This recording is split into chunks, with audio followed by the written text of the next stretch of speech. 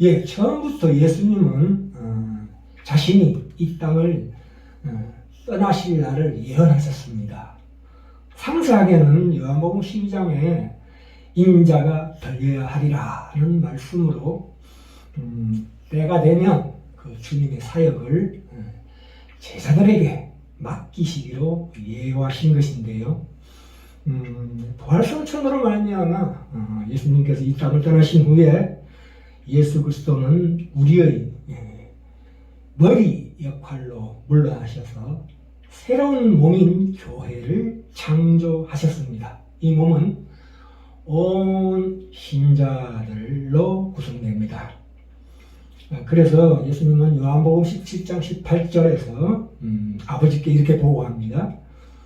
아버지께서 나를 세상에 보내신 것 같이 숨심으로 말미암아 나도 너희를 세상에 보내노라 이렇게 말씀하십니다. 예수님께서 요한복음 16장 7절에서도 이렇게 말씀하십니다. 내가 떠나가는 것이 너희에게 유익이라. 내가 부활성천에서 하나님 우편으로 가는 것이 너희에게 유익이다. 내가 가면 내가 누구를 성령님을 너희에게 보내리니 보혜사 진리의 성령님께서 오시면 그가 나의 영광을 나타내니 내 것을 가지고 너희에게 알리겠습니다. 이렇게 말씀하셨습니다. 참 그 임무교대라는 말이 있죠. 예수님과 이 제자들 사이에 임무교대를 이보다 더 간단하면서도 명료하게 표현한 성경 대목이 여기가 가장 특징 있게 나타나고 있습니다. 그 임무교대는 예수 그리스도의 부활 성천으로 말미암아 새 창조로 인한 그 교회라는 새 창조로 인한 우리 존재의 그 영광의 크기와 무게를 가능케 하는 것입니다. 실상 따지고 보면 늘 우리는 우리 자신에 대한 하나님의 뜻을 기도를 통해서 묻고 있는데요. 하나님의 뜻은 새로 찾아내야 되는 것이 아닙니다. 우리가 이미 알고 있는 것과 절대적으로 상관이 있는 것입니다. 우리가 기도할 때에 우리 신자는 하나님과 협력하여 나의 미래의 삶을 결정하는 것인데요.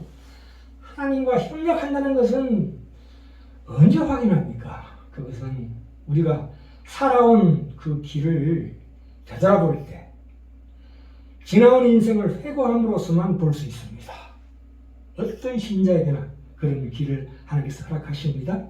그러나 그때까지는 우리의 모든 에너지를 현 순간에 집중해야 합니다. 오늘 현재 집중해야 된다 이 말씀입니다.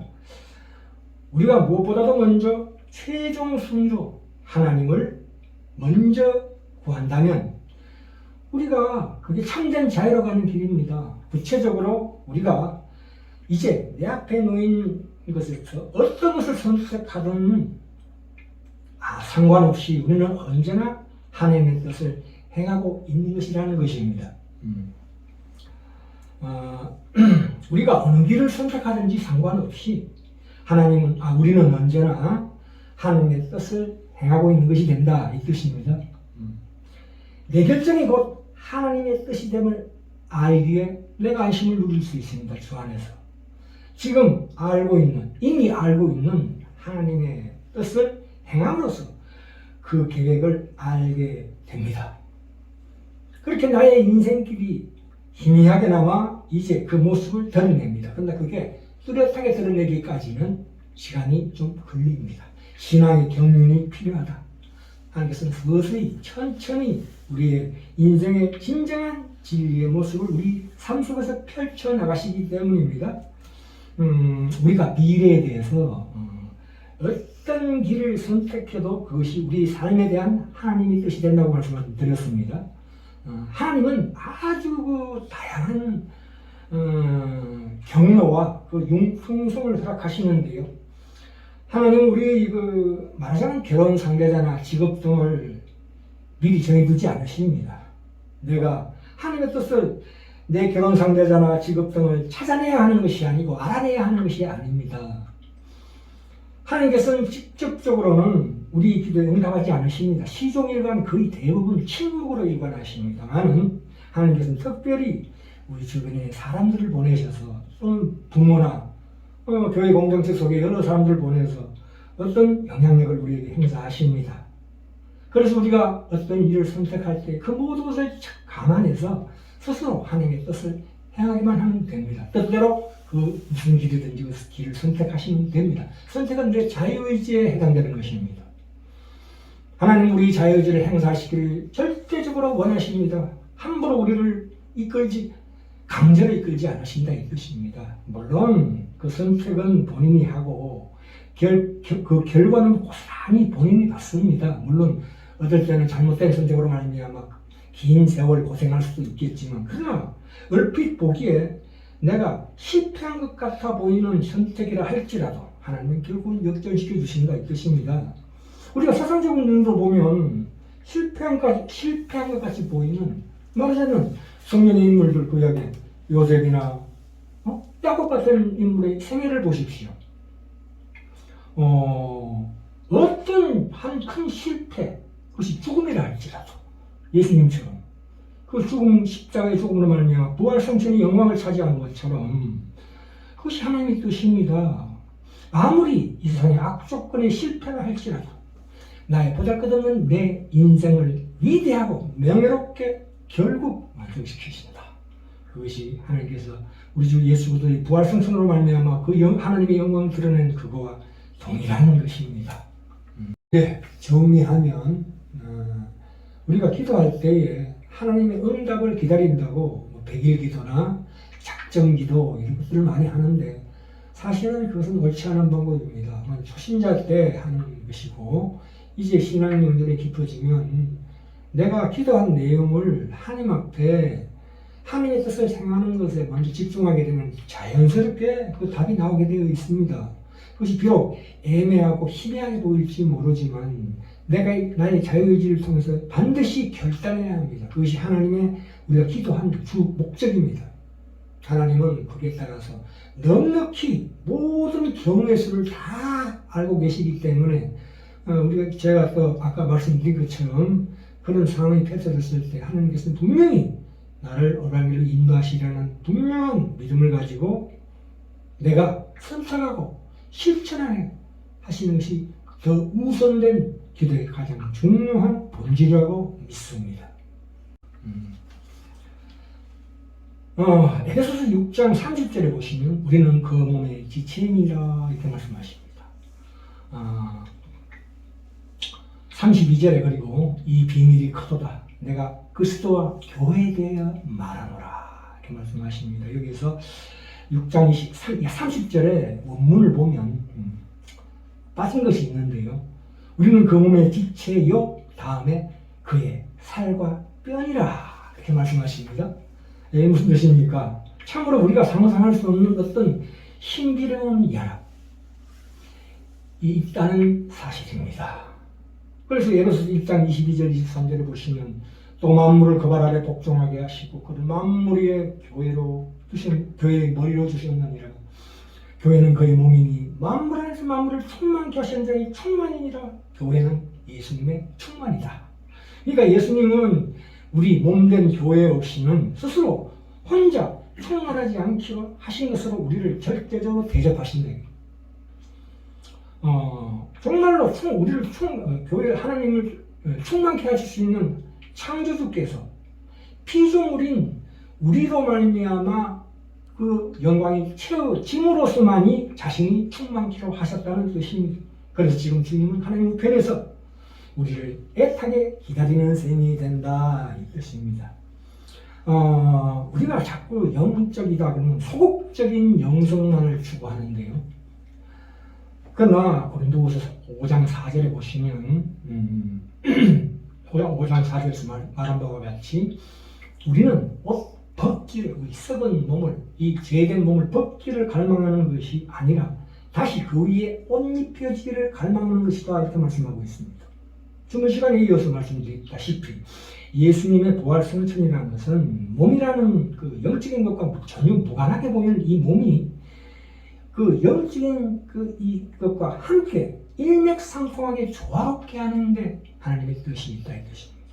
영과 몸이 하나가 되는 것이요. 그것이 진정한 연합이다. 우리가 예수님을 영접함으로 말미암아 우리가 초보적인 구원을 받았음에도 불구하고 타락한 아담의 DNA가 우리 안에 흐르고 있습니다. 그 옛사람의 습성으로 인해서 우리의 영과 우리의 몸, 다시 말해서 하나님 지으신 이 창조물 자연이 그 서로 관계가 불협화음이 있다 이거예요. 서로 다툰다. 우리 안에서 다투고 있다. 그것을 바울이 로마서 8장 24절에 오호라 나는 공고한 자로다. 곧 선을 행하기 원하는 나의 속사람에게 내 지체석에 있는 죄의 법 아래로 나를 사로잡아가는 것을 보는도다 이렇게 고백하고 있습니다. 지금 이것이 우리가 앓고 있는 병이라는 것입니다. 예수님의 부활 성천으로 말미암아 이제 이 영과 몸은 하나가 되는 겁니다. 꽃과 향기가 하나이듯이 물질과 정신이 하나로 통합되는 것입니다. 하나님이 창세기에 보시면 세상을 만드셨고 그 만드신 세상을 좋다고 말씀하셨듯이 구속받은 인간이 장차 우리가 누리게 될 삶은 참으로 신비주의자들이 초월적인 삶이라고 하는 그것보다 훨씬 더 높은 그 모든 것을 전체를 아우르는 훨씬 더 꼭대기층의 우리의 상상을 초월하는 그 무엇이다 이렇게 이해하셔야 합니다. 자 이제 우리 우리 인체에서 머리 따로 몸 따로 존재할 수가 없죠. 눈 따로 코 따로 다리 따로 팔 따로 우리가 몸속으로 들어가 보면 간신비폐신이 서로 따로따로 존재할 수 없는 것이 왜냐하면 생명이라는 것은 서로 이렇게 상호 연결된 유기체이니까 그렇습니다. 히브리서 2장 10절에서 말씀하신 것처럼 예수는 우리의 리더입니다. 생명의 창시자요 선봉장입니다. 그것을 이 몸에 비유해서 말씀하고 있는데요. 왜? 예수님의 부활 성천으로 말미암는 것이 왜 우리에게 임무교대인가 하는 것은 임무교대인가 하는 것은 머리신 예수님과 몸인 우리 관계를 보면 알 수 있습니다. 우리가 이 머리에 있는 뇌의 참 경이로운 능력을 보시면 참 놀랍습니다. 왜냐하면 이 신경세포라는 것이 있습니다. 온몸에 120억 개. 근데 그 한 다발 한 다발 속에 10만 개의 배선이 비치되어 있습니다. 그 신경세포가 원심성 세포라고 해서 저번 시간에 잠깐 말씀드린 건데요. 위로부터 뇌가 내리는 지시를 말초신경으로 전달하는 원심성 세포, 신경세포가 있고요. 또 이 몸의 자극을 뇌로 전달하는 부신성 세포가 있습니다. 근데 이것들이 다 뇌세포의 100분의 1, 1000분의 1밖에 안 됩니다. 그러니까 나머지 대절대 다수의 뇌 신경세포는 서로 상호 연락망을 이루어서 말하자면 함께 그 자유의지의 과정을 통해서 그 책임을 통해서 몸을 움직이게 합니다. 그게 위임이죠. 물론 이 뇌로부터 명령이 떨어지지만 그 명령 계통은 아주 작다 이거예요. 이 대부분은 그 각자의 세포, 그 기관과 세포의 그 위임하십니다. 그것이 바로 오늘 말씀드리려고 하는 가장 중요한 핵심입니다. 그래서 우리 인체가 움직인다는 것은 이 각 세포에 뻗어 있는 신경세포의 각자의 책임을 통해서 자유의지를 통해서 우리 몸을 움직이게 된다는 결론에 도달할 수가 있습니다. 자, 왜 이렇게 우리가 이 뇌에 대해서 자꾸 뇌의 위계 질서를 더 자세하게 말씀드리냐 하면 거기서 예수 그리스도의 사역의 본질을 배울 수가 있기 때문입니다. 예수님께서는 부활 성천으로 말미암아 그 임무를 예수님의 사역을 우리에게 위임하십니다. 우리 사회에서도 말하자면 각종 조직들도 위임과 상호 의존이라는 그런 비슷한 틀을 따르고 있습니다. 그러니까 우리 몸에서 배울 수 있는 영적 교훈의 기초를 놓기 위해서 이렇게 말씀드립니다. 그리스도께서 교회의 머리시라는 이 참으로 비유를 우리가 깊이 이해해야 합니다. 우리가 이 영과 이 몸이 어떻게 결합하는가 그 근본 원리를 부활하신 몸이 암시해 준다 이 뜻입니다. 하나님은 시간과 공간에 구애받지 않는 영이시지만 이제 한없이 낮아지셔서 친히 성신으로 말미암아 물질과 시간 속에 갇히십니다. 맞아요? 신학자 존 넌이라는 사람은 이런 말을 합니다. 태초에 창세기에 인간이 하나님의 형상처럼 지어진 것도 대단하지만 그러나 그것보다 더 큰 기적은 하나님이 인간처럼 되신 일은 더 대단하다 이렇게 말씀하고 있습니다. 그런데 중요한 것은 예수님 성신에서 이 땅에서 사역하신 기간은 33년에 불과합니다. 처음부터 예수님은 자신이 떠나신 날 예언하신 이유가 바로 그거지요. 이제 예수님이 이 땅에서 성천하지만 이걸 다른 측면에서 보자면 그것은 결국 그 이전보다 성신하기 이전보다 더 낮아지셨다는 뜻입니다. 왜냐하면 이제 하나님의 임재를 예수님을 통해서 나타내는 것이 아니라 하나님께서 본인 자신의 임재를 우리 같은 사람을 통해서 알리기로 작정하셨다는 것입니다.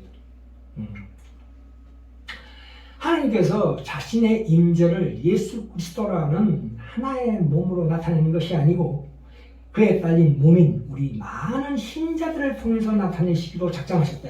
계획하시고 이제 실행하신다 이 뜻입니다. 뭘로? 성령님을 통해서 예수 그리스도라는 완벽하신 독생자 한 아들을 통해서 하나님의 임재를 보여주시는 것이 아니라 인종이 다르고 체격이 다르고 또 각자의 지능지수도 다르고 성격도 다르고 그 유전 형질도 모두 제각각인 수많은 고집불통인 우리 모든 이 세상의 모든 신자들 그 자녀들 통해서 하나님의 임재를 나타내시겠다고 하나님 작정하셨다 이 뜻입니다. 이 성령님은 이 물질세계 이 세상을 상대하시는 주요 수단으로 우리의 기도를 이용하시고 우리의 행동을 이용하시고 우리가 베푸는 긍휼과 자비를 통해서 일하시기를 선포한다.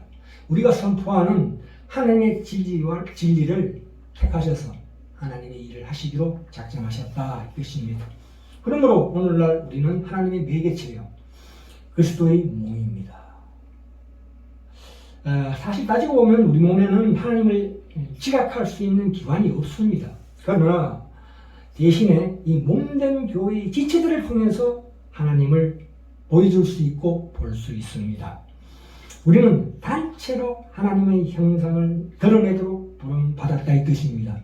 물론 개인도 포함되지만 그 개인은 너무나 그릇돼 보입니다.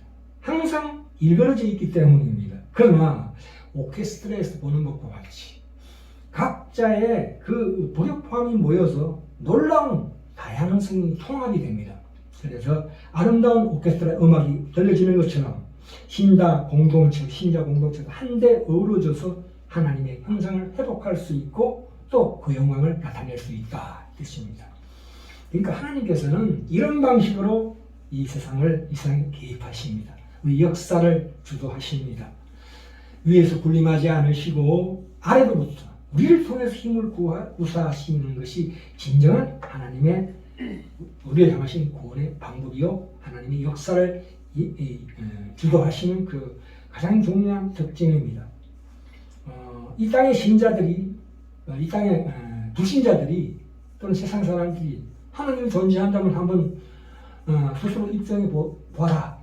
또는 하나님의 능력으로 개입해서 이 난장판이 된 이 세상을 한번 해결해 보라고 얘기합니다. 그러나 하나님은 항상 서두에서 말씀드렸다시피 항상 침묵으로 일관하십니다. 하나님은 왜 굳이 이런 간접적이고 은밀한 방법으로 특별히 우리 같은 못나고 보잘것없는 믿지 못할 말하자면 죄인들이죠. 죄인들에게 하나님의 그 주님의 놀라운 사역을 맡기셨을까를 항상 우리 삶 속에서 되물어보며 우리의 모든 선택과 결단을 하나님의 뜻에 집중하시기를 간절히 소망합니다.